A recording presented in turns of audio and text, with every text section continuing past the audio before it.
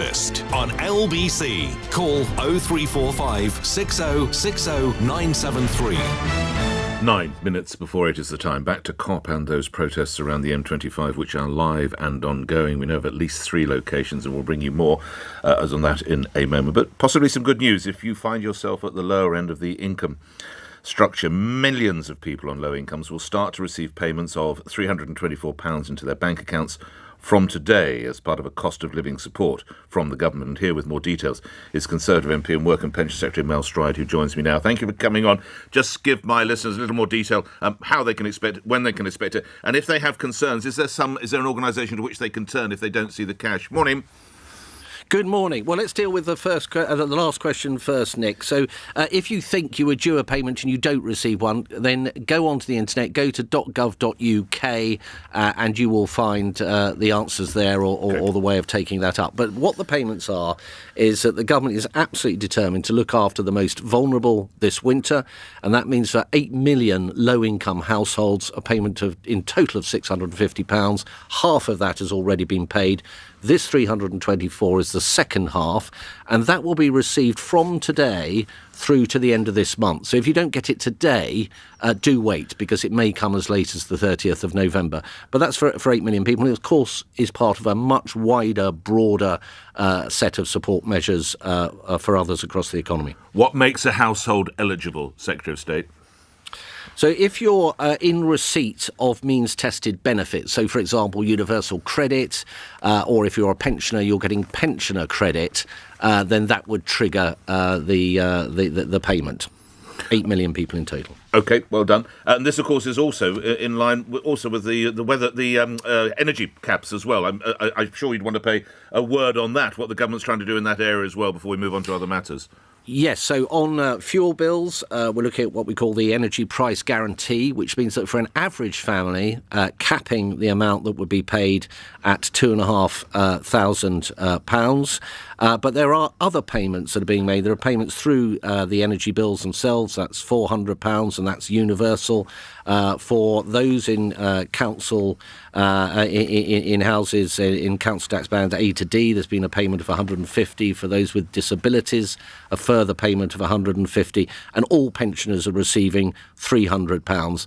And in addition to that, Nick, local authorities have what's called a household support fund, a discretionary fund to help people, and that's now risen to a total of 1.2 billion. So we really are putting an awful lot into this. We can't solve all the problems, but we're very much targeted on those that need the help the most.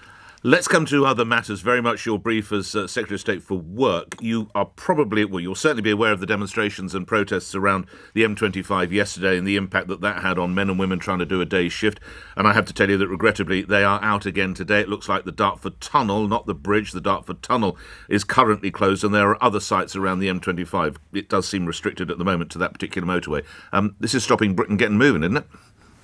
Yeah, it's very bad. I mean, we see it even around Westminster. You know, as I go in and out of Parliament, there are people periodically stopping the traffic, and that's why we have passed some really helpful legislation looking at offences such as public nuisance and tightening up the kind of sentencing that can follow from these kind of activities to give the police the tools to intervene and remove people. Now, of course, it is a huge challenge. If a lot of people run out and glue themselves to the tarmac, it does take time to remove them. But we are very determined as a government to give the police the right tools and the right messaging from government to go in and get on top of these situations. But in the meantime, of course, it is misery for the public as well as economic damage. And I don't feel overall, Nick, that this is something that's really furthering their cause. I think the public are probably beginning to get really quite sick and tired of it.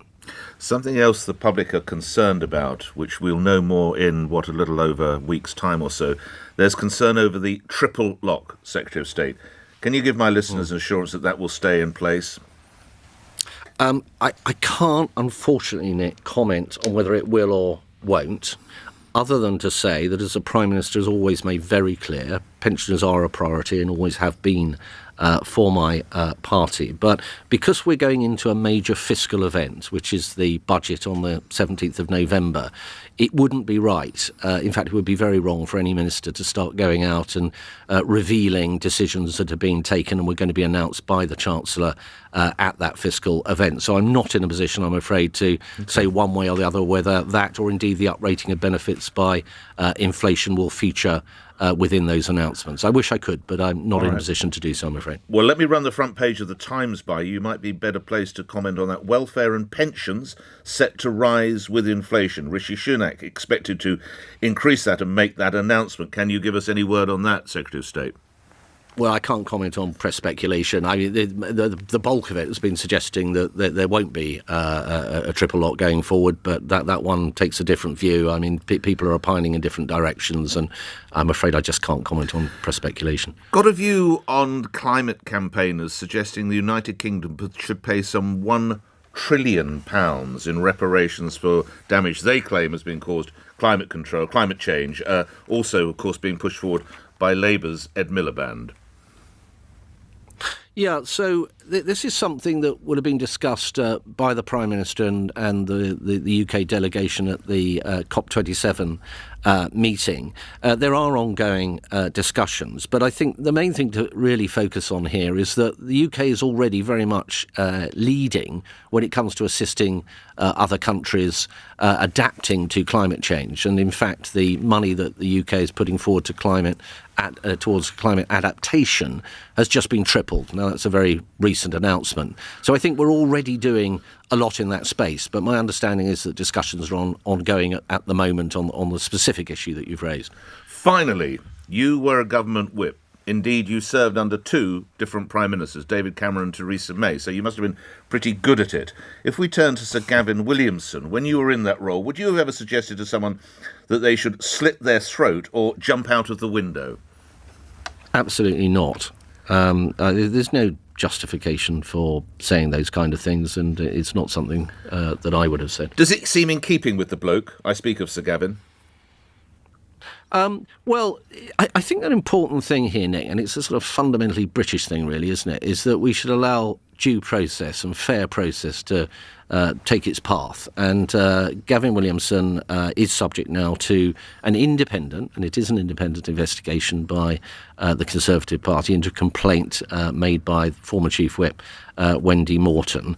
And with that ongoing and with that independent process happening, I think we should not prejudge that, and I think we should take a step back, let that take its course. It will come forward, I've no doubt, with some very firm conclusions, and at that point I think it's more appropriate to start addressing that question as to what was right, what was wrong, what actually happened, and what the consequences should be. Work and Pension Secretary Mel Stride appearing here on LBC. Grateful for your time, Secretary of State. Thank you. That's £324 coming your way. If you have any issues, go to gov.uk to find out why there might be any help that you require. Let's go back to the M25. Literally, Alex, you're on it. Which bit? Morning. Good morning, Nick. First time caller, long time listener. Hello, sir. I am on a junction, just before junction 21A. I am